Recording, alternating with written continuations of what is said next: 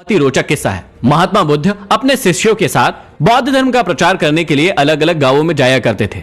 एक बार एक गांव में वो गए और वहां पर बौद्ध धर्म के बारे में समझाने लगे। वहां पर बहुत सारे लोग बैठे हुए थे, लेकिन उनमें से एक व्यक्ति को बौद्ध धर्म की बातें समझ में नहीं आई और वो बहुत ज्यादा गुस्सा हो गया और महात्मा बुद्ध को और बौद्ध धर्म को गालियां देने लगा। लेकिन जितने भी लोग वहां पर उपस्थित थे, उस व्यक्ति को देखकर वो भड़क गए और कहने लगे कि तुम बौद्ध धर्म के बारे में ऐसी बातें क्यों कर रहे हो। लेकिन उन सब के बोलने के बाद भी वो व्यक्ति नहीं माना और बौद्ध धर्म के बारे में बहुत सारी उल्टी सीधी बातें करने लगा और महात्मा बुद्ध को बहुत जोर जोर से गालियां देने लगा। उन लोगों ने महात्मा बुद्ध को कहा कि आप इस व्यक्ति को कुछ कहते क्यों नहीं है, ये बौद्ध धर्म को और आपको इतनी गालियां दे रहा है, लेकिन उसके बाद भी आप शांत बैठकर मुस्कुरा रहे हैं, इस व्यक्ति को कुछ कह नहीं रहे हैं। तब महात्मा बुद्ध ने लोगों को समझाया कि आप सभी शांत रहिए और बिल्कुल भी गुस्सा मत करिए, क्योंकि ये व्यक्ति आगे जाकर बौद्ध धर्म का सबसे बड़ा प्रचारक बनने वाला है और ये मेरे सबसे अच्छे शिष्यों में से एक होने वाला है। लोग बहुत ही ज्यादा आश्चर्यचकित हो गए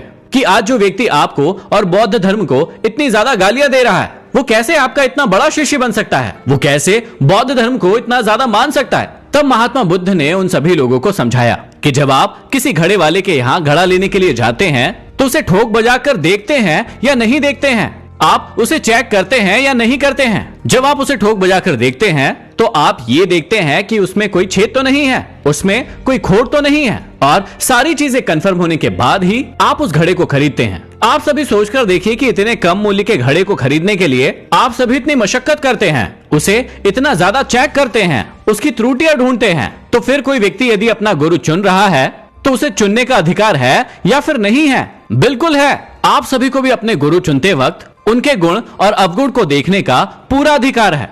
उसी प्रकार उस व्यक्ति ने भी किया। वो भी अपने गुरु में यही देख रहा था कि उनके गुरु को गुस्सा आता है या नहीं आता है, या किस प्रकार का व्यवहार वो करते हैं, और सारी की सारी चीजें जब वो चेक कर लेगा और उसे लगेगा कि यही मेरा सही गुरु है, तभी वो उस गुरु को अपनाएगा। तो इसीलिए इस बात में गुस्सा करने की कोई बात नहीं है। आप भी अपने जीवन में कई बार छोटी छोटी सी बातों पर क्रोधित हो जाते हैं, बिना उस बात का सार समझे, और फिर उस गुस्से में कुछ ऐसा फैसला ले लेते हैं जो आपके जीवन के लिए सही नहीं होता है, और बाद में आप उस फैसले पर बहुत